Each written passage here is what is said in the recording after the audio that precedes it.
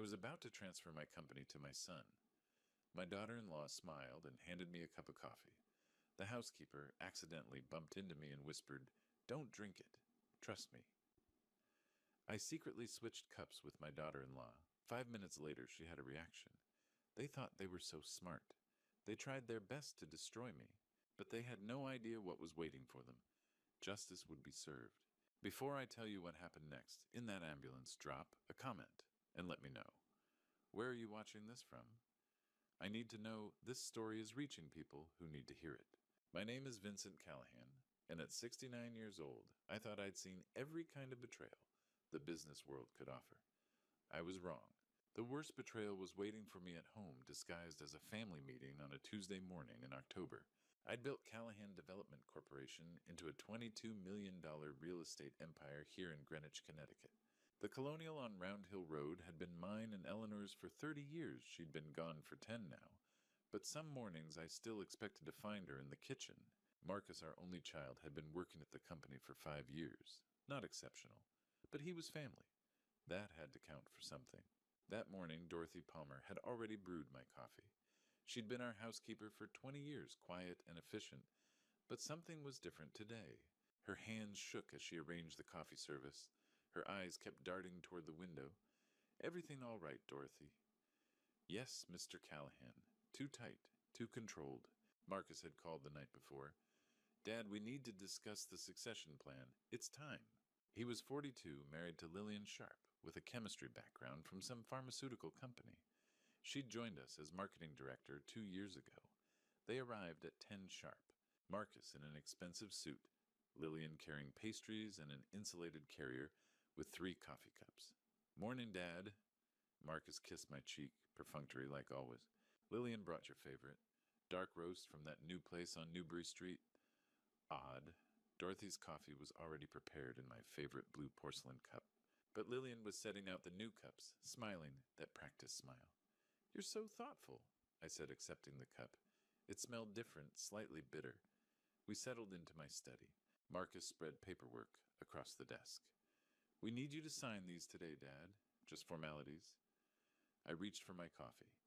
Lillian watched with an intensity that should have registered as wrong. That's when Dorothy appeared beside my chair, carrying a tray of papers.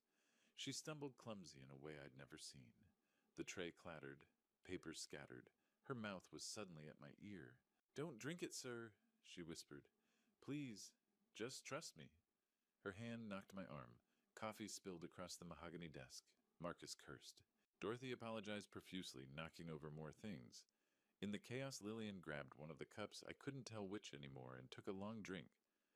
"God, Dorothy," Lillian snapped. "I'm so sorry, Mrs. Callahan."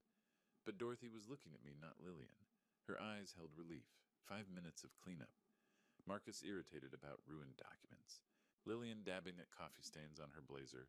Dorothy's warning echoed in my head. "Don't drink it. Trust me." Then Lillian went pale. It happened fast. One moment complaining about dry cleaning. The next swaying in her chair. "I feel strange. Honey?" Marcus moved toward her. "What's wrong? Dizzy. Everything's spinning." She tried to stand. Her legs buckled.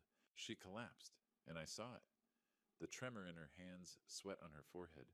Pupils contracted to pinpoints. "Call 911." Marcus already had his phone out, but his voice sounded rehearsed. "Yes, my wife. She's collapsed." Lillian's body went rigid. She convulsed back, arching, coffee cup shattering. Dorothy moved fast, turning her on her side. I knelt beside them, my brain trying to process. Food poisoning. Stroke, but Dorothy's warning kept echoing. "Don't drink it. That coffee. The one I was supposed to drink. The one Lillian had grabbed by mistake." The ambulance arrived 6 minutes later. Paramedics worked fast questions IV stretcher. They wheeled Lillian toward the door. I watched Marcus's face when he thought no one was looking. I'd spent 42 years learning to read people. It was how I'd built an empire. What I saw wasn't fear for his dying wife. It was calculation. The paramedics worked fast, but all I could focus on was Marcus across from me, phone pressed to his ear voice, cracking in exactly the right places. "I don't know what happened," he was saying. "She just collapsed." But I kept hearing Dorothy's whisper. "Don't drink it, sir. Greenwich Hospital's emergency entrance was 3 miles from home. The automatic doors opened with a hiss. They wheeled Lillian straight into a trauma bay. A doctor appeared, late 40s, dark hair pulled back. Her badge read, Dr. Judith Martin, Emergency Medicine. What happened? She asked. Marcus started talking. Coffee collapse convulsions. He was good at this. 42 years, and I'd never realized what a skilled performer my son was. Any known allergies? Dr. Martin examined Lillian's unresponsive form. None, Marcus said. Her pupils are severely constricted. Heart rate's erratic. She looked at a nurse. Full talk screen. CBC chem panel. And add arsenic levels. Now. Arsenic. Arsenic. Marcus's surprise sounded genuine. Covering bases. But Dr. Martin's expression told me she already knew. She turned to me. You were there when this happened? We were having coffee in my study. My housekeeper spilled it. There was confusion. Lillian drank from one of the cups. Which cup was meant for you, Mr. Callahan? The question landed like a fist. I don't know. It happened so fast. I'm ordering blood work for you, too. If that coffee was intended for you. She didn't finish. A police officer arrived while they drew my blood. Officer Rodriguez. Mandatory reporting, Dr. Martin explained. Suspected poisoning required law enforcement notification. Marcus shifted in his chair. Poisoning, that's insane. Nobody answered him. The results came back 90 minutes later. Dr. Martin returned with a tablet and an expression that told me everything. Your daughter-in-law has acute arsenic poisoning. Lethal dose. She's critical.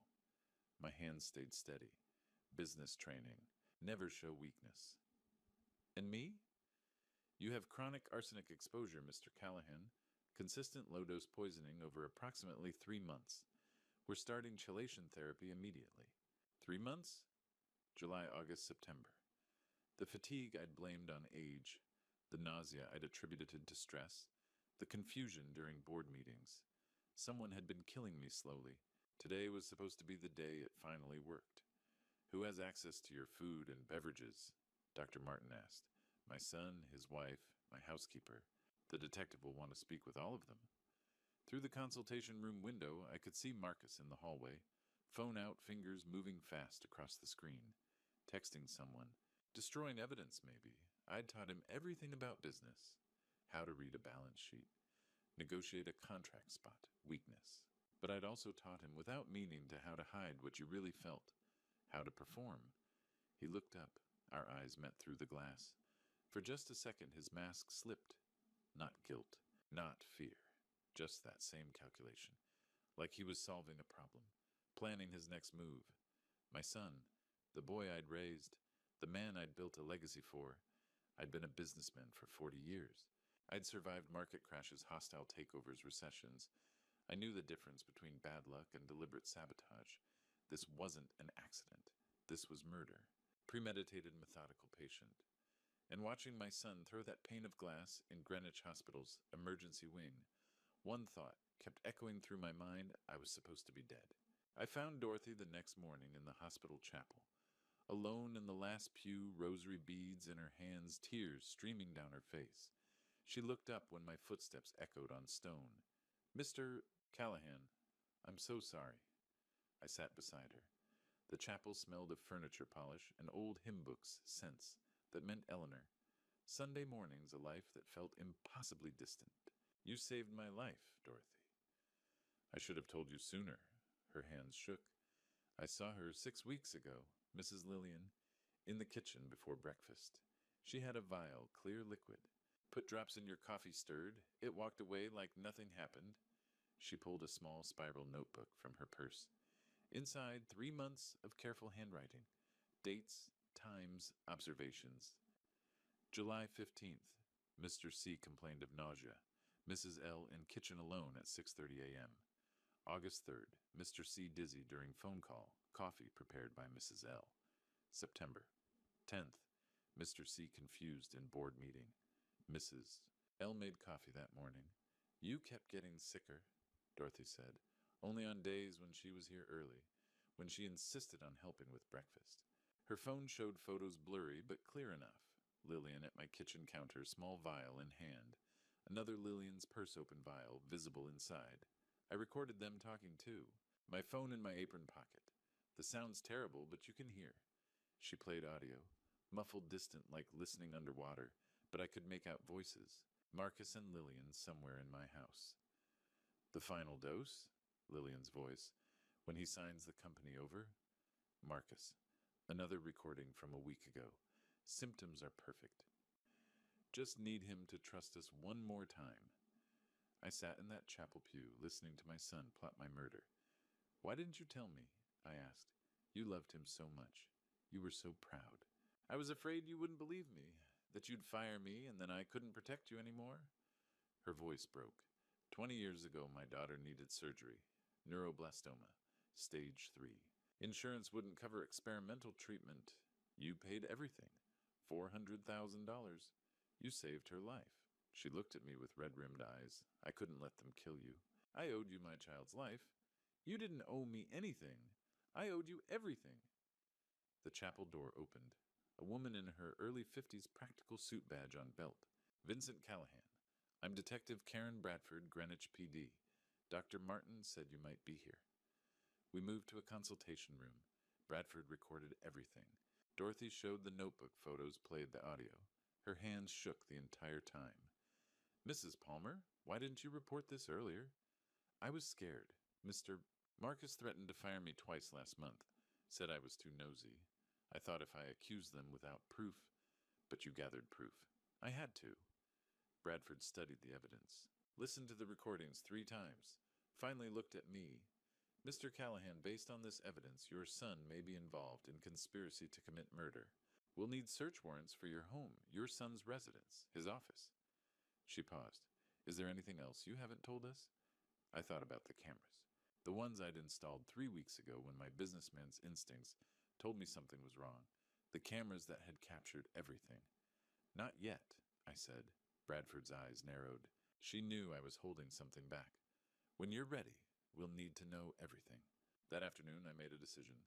Detective Bradford needed to know everything. I installed hidden security cameras 3 weeks ago, I said. We were back in the consultation room. Bradford's pen stopped mid-note. You what? Professional surveillance. Video and audio. My study and living room. Why didn't you mention this yesterday? I needed to be sure I could trust you. I'd called my lawyer, knew where I stood legally. I'm telling you now. Why cameras at all? Marcus pushed too hard for this meeting. Called 3 times in 1 week. Lillian's concern about my health felt rehearsed. I paused. I've read people for 40 years, Detective. My instincts said something was wrong. I wanted proof I was just being paranoid. And were you? No. 2 hours later, we reviewed footage on a laptop. Timestamped 2 weeks before the incident. My study. Marcus and Lillian alone. Lillian held up a vial. This is the final dose. You're sure about the amount? Marcus asked. It'll cause cardiac arrest within hours. By the time anyone tests for arsenic, it'll be too late. And it won't be traced. Oh, arsenic mimics heart failure perfectly. The coroner will see exactly what we want. She smiled. Cold. Clinical. Once he signs the company over, we do it that morning. Then it's ours. $22 million plus the insurance. More footage. Days of planning. Dosage calculations. Alibis. Marcus talking about selling the company immediately moving somewhere warm. Lillian researching countries without extradition treaties. When the last clip finished, I sat back. I watched this every night for 2 weeks. Kept hoping he'd change his mind. That my son would remember honor, loyalty. My voice cracked. He never did. Why didn't you confront them? Because I needed proof. And because I loved him too much to believe it. Until I had no choice. Bradford made calls. Got warrants. The searches happened the next morning. They found the arsenic vial in Lillian's office desk hidden in a locked drawer. Financial forensics traced $500,000 moved from company accounts to Marcus's personal accounts over 8 months. Small transfers carefully structured to avoid flags. Then the insurance policies. $7 million on my life. Marcus as beneficiary. Taken out 8 months ago when the embezzlement started. When Lillian began asking about my health, my stress, my diet, Bradford called that evening. We're bringing them both in tomorrow. The evidence is overwhelming. What about Lillian? We'll question her when she's stable. She paused. Mr. Callahan, does your current will leave everything to Marcus? I looked out my hotel window. I'd checked out of the house. Couldn't sleep there anymore. Not anymore. I changed it 2 weeks ago. The day after I saw that footage.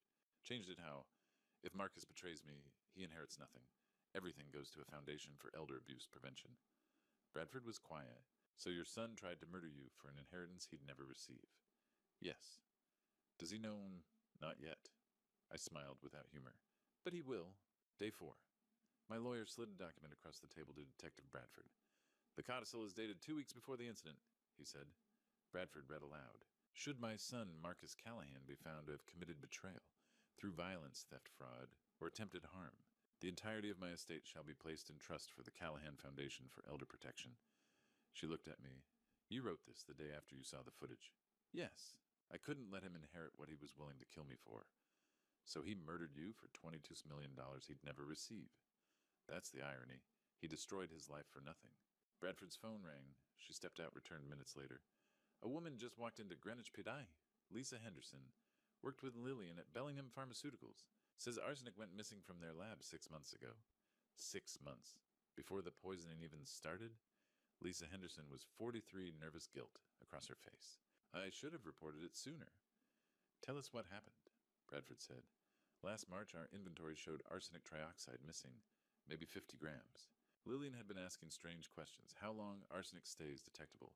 What tests show it whether heart failure masks poisoning? She looked at me. When I saw her picture on the news, I knew it was her. Security footage from Bellingham showed Lillian in the restricted storage area, March 15th.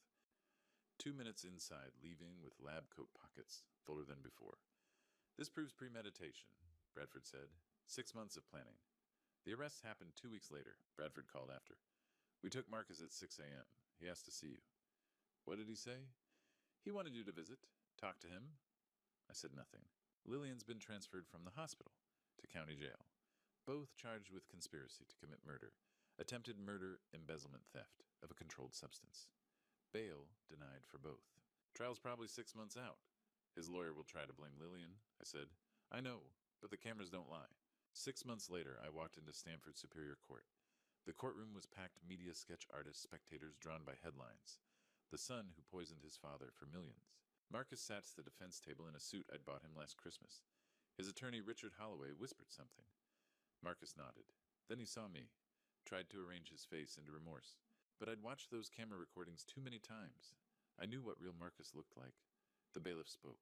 All rise. Superior Court of Connecticut is now in session, the Honorable Patricia Morrison presiding. The judge took her seat. The jury filed in 12 faces that would decide my son's fate. Prosecutor Rachel Thornton stood. Your Honor, the state is ready. Let's begin.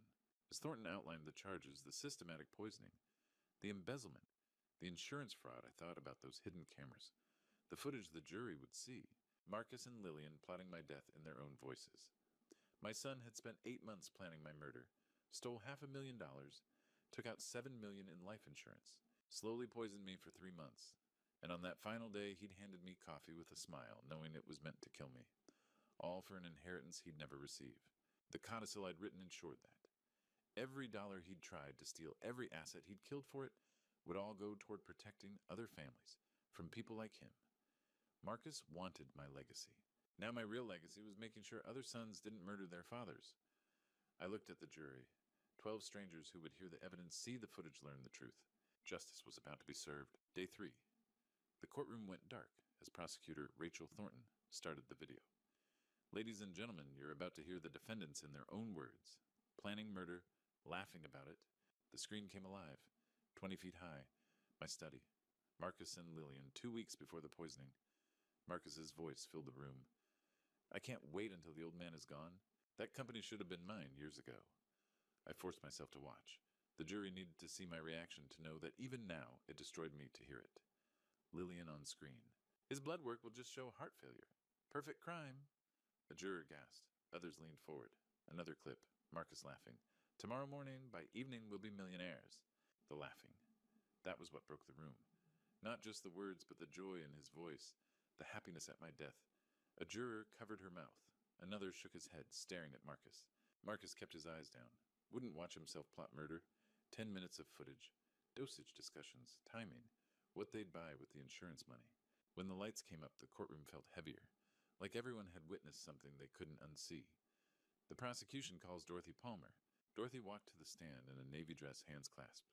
When she swore to tell the truth, her voice shook. Mrs. Palmer, How long did you work for Vincent Callahan? 20 years. Thornton approached gently. Did you observe anything unusual regarding Lillian Callahan's behavior? Dorothy described that morning 6 weeks before. Lillian with the vial. The drops in my coffee. My declining health. Why didn't you tell Mr. Callahan immediately? Because he loved his son so much, I was afraid he wouldn't believe me. That Marcus would fire me and I couldn't protect him anymore. So you gathered evidence? I took photos, made recordings, wrote everything down. I had to prove it. I had to save him. You saved his life that morning. I couldn't let them kill him. Tears streamed down her face. He saved my daughter's life 20 years ago. I owed him everything. The courtroom erupted in applause. Judge Morrison allowed it briefly before calling for order. Dorothy wiped her eyes, embarrassed. Marcus looked up, stared at Dorothy with hatred. The prosecution calls Lisa Henderson. Lisa took the stand, explained about Bellingham Pharmaceuticals, missing arsenic last March. Lillian's questions about detection methods, poisoning symptoms. You saw the security footage. Yes, Lillian in restricted storage.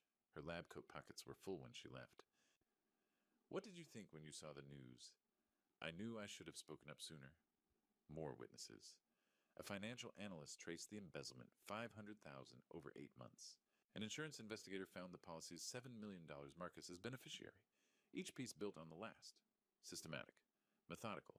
8 months of planning stealing poisoning. The prosecution rests, Your Honor. Judge Morrison turned to the defense. Mr. Holloway? Richard Holloway stood. Expensive suit, practiced confidence.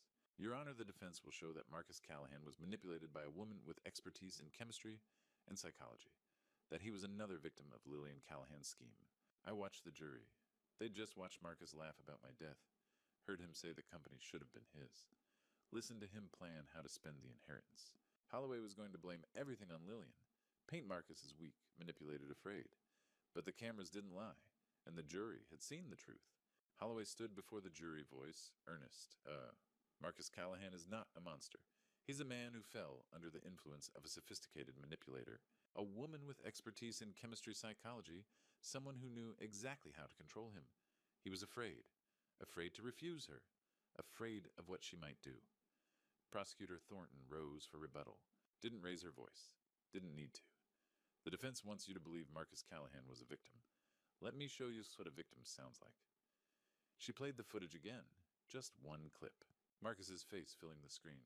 I can't wait until the old man is gone. Thornton paused it. Does that sound like fear, like someone being forced? She played another. That company should have been mine years ago. Does that sound like manipulation or entitlement? She let the silence hold. Ladies and gentlemen, the cameras show us the truth. Marcus Callahan wasn't manipulated. He was eager. He was willing. He was greedy. And the only thing he regrets is that he got caught. The jury's faces said everything. Then came my turn. I walked to the witness stand, swore to tell the truth, looked at the jury, 12 strangers who would decide my son's fate. My name is Vincent Callahan. Marcus is my only child. My voice stayed steady, business training. But my hands shook. I raised him to value honor, integrity, family loyalty. Somewhere along the way I failed. I don't know when, I don't know how, but I failed. I paused, looked at Marcus. He was staring at the table. The poison wasn't the worst part. It was watching him smile at me every day while he planned my murder. Sitting across from him at breakfast, discussing the business, believing we were building something together, and all the while he was killing me. Slowly, deliberately.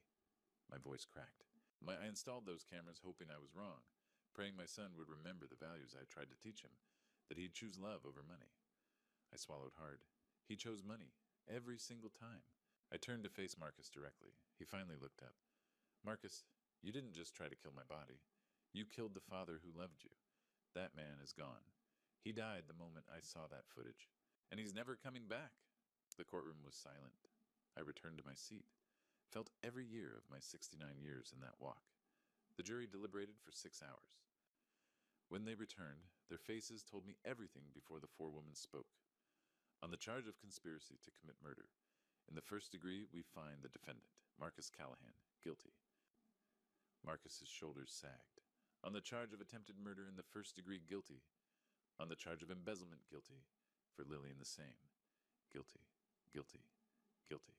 Judge Morrison's voice was formal, final. Marcus Callahan, Lillian Callahan, you have been found guilty on all counts. It is the judgment of this court that you be sentenced to life imprisonment, without the possibility of parole.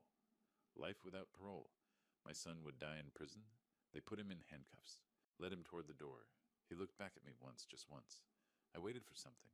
Remorse, sorrow, some recognition of what he'd destroyed. But all I saw was rage.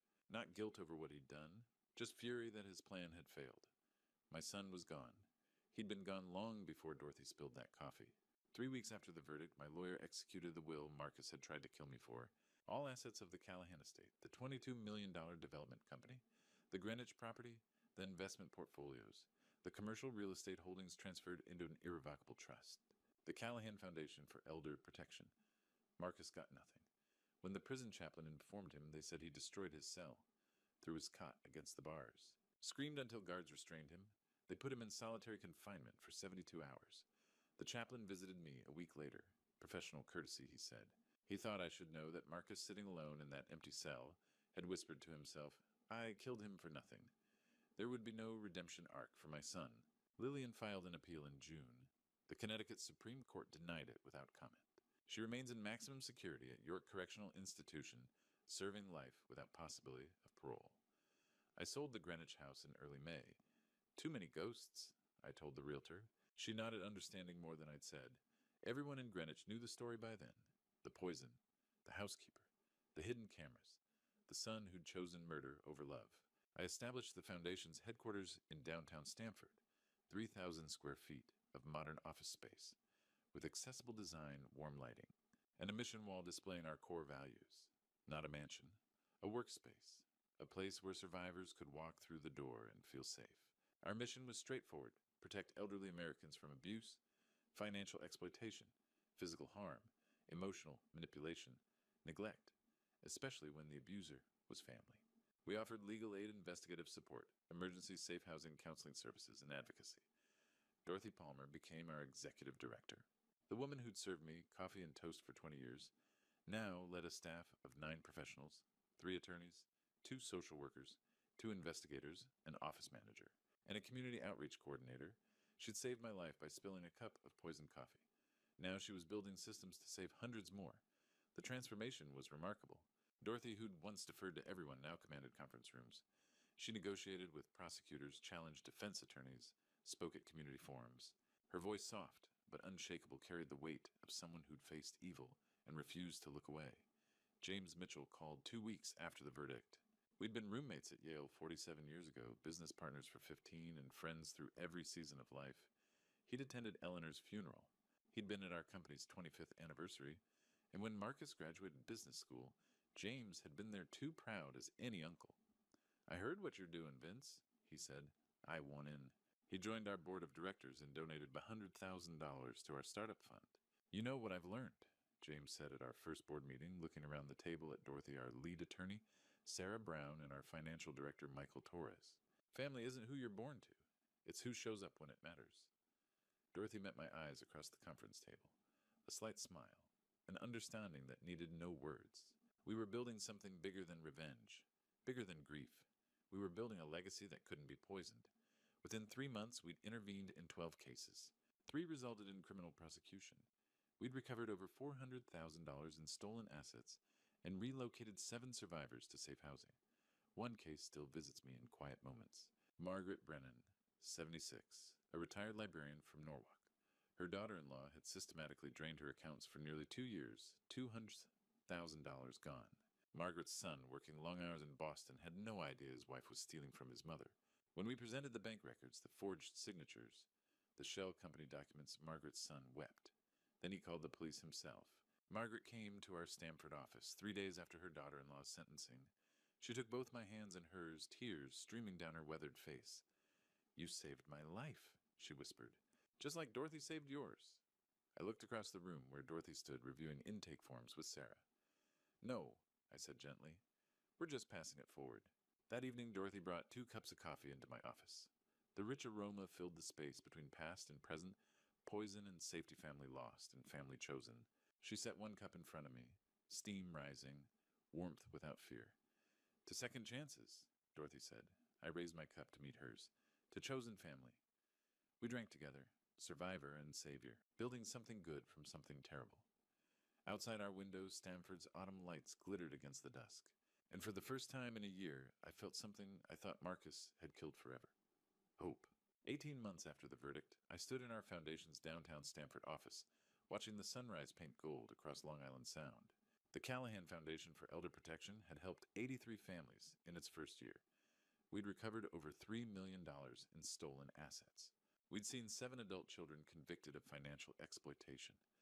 Dorothy had testified before the Connecticut State Legislature twice, helping pass stronger elder abuse reporting laws. Last month, 60 Minutes featured her story, The Housekeeper Who Saved a CEO's Life, aired to 12 million viewers. Speaking requests poured in from across the country. I watched her now through my office window leading our monthly support group in the conference room. 12 elderly survivors sharing their stories, finding their voices again.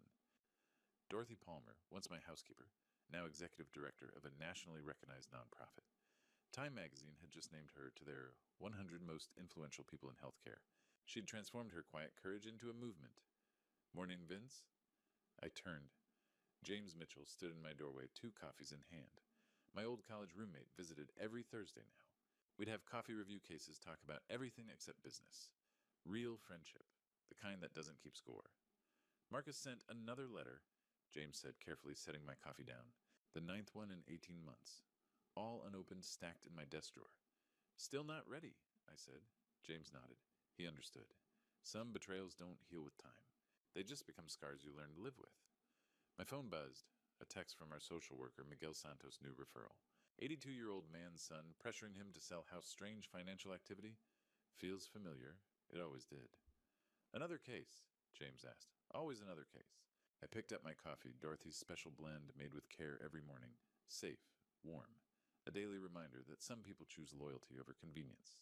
Dorothy knocked and entered reading glasses perched on her nose, iPad in hand. Vincent, the Boston Globe wants an interview about our expansion into Massachusetts, and Senator Warren's office called They Want You to testify about federal elder abuse legislation. 71 years old, and I was just beginning the most important work of my life. Schedule it, I said. All of it, she smiled. That same smile that had saved my life when she whispered, "Don't drink it." "How's Lillian?" I asked quietly. Dorothy's smile faded. Prison medical reported declining health. Kidney failure. She'll likely die there. I felt nothing. Not satisfaction, not pity. Just emptiness where my son's family used to be, and the new safe house. I asked, changing the subject. "Opens next month. 10 beds. 24-hour security. We're naming it the Eleanor Callahan Memorial House." My late wife's name. She would have loved this turning tragedy into protection for the vulnerable. James raised his coffee cup. "To the family we choose." Dorothy and I lifted ours. "To second chances," Dorothy added softly. "To justice," I finished. We drank together, 3 people bound not by blood, but by something stronger.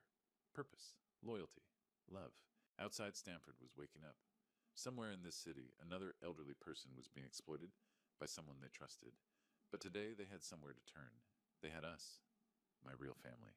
I'm 79 now. A decade has passed since Dorothy spilled that coffee cup and saved my life. When I look back on this true story, I see a man who confused success with legacy, who believed blood was thicker than character. I was wrong. Here's what this grandpa's story taught me. Don't ignore the warning signs when someone you love starts seeing you as an asset instead of a person. Don't wait until poison is in your cup to ask hard questions.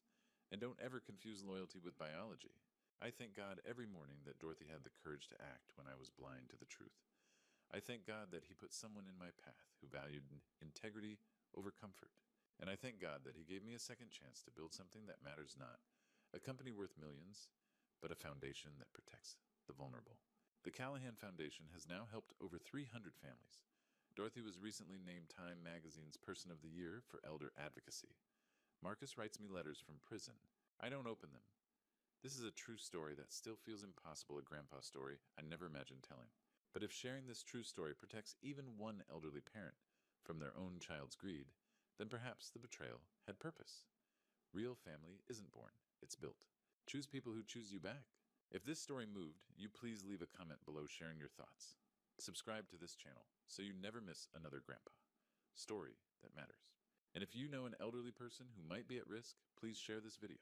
It could save a life the way Dorothy saved mine. God bless you all. And remember, trust, but verify.